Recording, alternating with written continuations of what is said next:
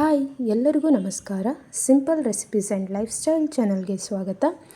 ಇವತ್ತು ನಾನು very simple and rich ಆಗಿರೋ ಒಂದು ರೆಸಿಪಿಯನ್ನು ತೊಗೊಂಬಂದಿದ್ದೀನಿ. ಅದುವೇ ಬ್ರೌನ್ ರೈಸ್ ಪಲಾವ್. ನೋಡಿ, ಬ್ರೌನ್ ರೈಸ್ ಪಲಾವ್ ಮಾಡಲು ಬೇಕಾಗುವಂಥ ಸಾಮಗ್ರಿಗಳು: ಟೊಮೆಟೊ, ಈರುಳ್ಳಿ, ಕ್ಯಾರೆಟ್, ಲೆಮನ್, ಬೀನ್ಸ್, ಶೇಂಗದ ಕಾಳು, ಬಟಾಣಿ ಕಾಳು, ಒಂದು ಬೌಲ್ ರೈಸ್ ನೀರಲ್ಲಿ ನೆನೆಕಿಟ್ಕೊಂಡಿದ್ದೀನಿ, ಬ್ರೌನ್ ರೈಸ್.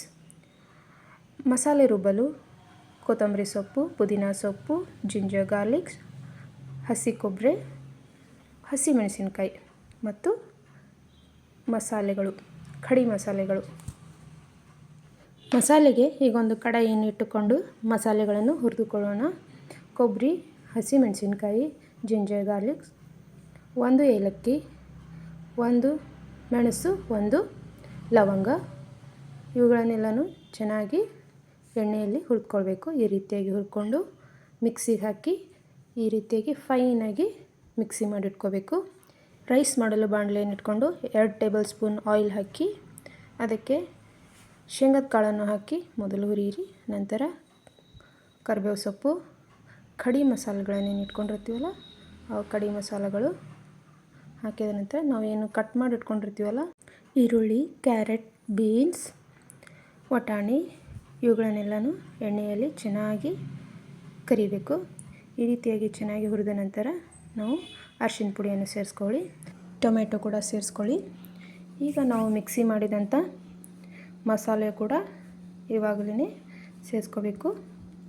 ಈಗೆಲ್ಲ ಚೆನ್ನಾಗಿ ಹುರಿದಿದೆಯಲ್ಲ, ಈಗ ಮಿಕ್ಸಿ ಮಾಡಿದ ಮಸಾಲೆಯನ್ನು ಸೇರಿಸ್ಕೊಳ್ಳಿ. ಅದಕ್ಕೆ ಸ್ವಲ್ಪ ನೀರು ಹಾಕಿ ಮತ್ತು ಅದನ್ನು ಕೂಡ ಅದರಲ್ಲೇ ಸೇರಿಸ್ಕೊಂಡು ಸ್ವಲ್ಪ ಕುದಿ ಬರೋಣ. ನಾವು ಅಕ್ಕಿಯನ್ನು ನೆನೆಕಿಟ್ಟಿರ್ತೀವಲ್ಲ ಆ ಅಕ್ಕಿಯನ್ನು ಕೂಡ ಅದಕ್ಕೆ ಹಾಕ್ಕೊಳ್ಳಿ. ಈ ರೀತಿಯಾಗಿ ಮಿಕ್ಸ್ ಮಾಡಿ ಚೆನ್ನಾಗಿ. ರುಚಿಗೆ ಎಷ್ಟು ಬೇಕಲ್ಲ ಅಷ್ಟು ಉಪ್ಪನ್ನು ಸೇರಿಸ್ಕೊಳ್ಳಿ. ನಾನು ಕಲ್ಲುಪ್ಪನ್ನು ಸೇರಿಸ್ಕೊತೀನಿ, ನಿಮ್ಗೆ ಯಾವ ಉಪ್ಪು ಬೇಕೋ ಅದನ್ನು ಸೇರಿಸ್ಕೊಳ್ಳಿ. ಬ್ರೌನ್ ರೈಸಲ್ಲಿ ಪಲಾವ್ ಮಾಡೋದ್ರಿಂದ ಹೆಚ್ಚಾಗಿ ನೀರು ಬೇಕಾಗುವುದು. ನೋಡಿಕೊಂಡು ನೀರನ್ನು ಹಾಕ್ಕೊಳ್ಳೋದು. ಒಂದು ಕುದಿ ಬರೋಣ. ಒಂದು ಲಿಂಬೆಹಣ್ಣನ್ನು ಹಾಕಿಕೊಳ್ಳಿ. ಲಿಂಬೆಹಣ್ಣಿನಿಂದ ಪಲಾವ್ ತುಂಬ ಚೆನ್ನಾಗಿ ಟೇಸ್ಟ್ ಕೊಡುತ್ತೆ. ನೋಡಿ ಎಷ್ಟು ಚೆನ್ನಾಗಿ ಕಾಣಿಸ್ತಾ ಇದೆ ಕಲರು.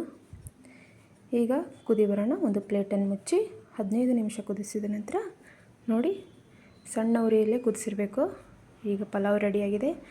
ನಾವು ಗೋಡಂಬಿಯನ್ನು ತುಪ್ಪದಲ್ಲಿ ಕರೆದುಕೊಂಡು ಇಟ್ಕೊಂಡಿರ್ತೀವಲ್ಲ ಆ ಗೋಡಂಬಿಯನ್ನು ತುಪ್ಪದ ಸಮೇತನೇ ಆ ಪಲಾವ್ ಮೇಲೆ ಹಾಕಿ ಮಿಕ್ಸ್ ಮಾಡಿದರೆ ತುಂಬ ಹೆಲ್ದಿಯಾದಂಥ, ವೆರಿ ರಿಚ್ ಆಗಿ ಕಾಣಿಸುವಂಥ, ಬಾಯಲ್ಲೂ ಕೂಡ ಅಷ್ಟೇ ಟೇಸ್ಟಿಯಾಗಿರುವಂಥ ಪಲಾವ್ ರೆಡಿಯಾಗಿದೆ.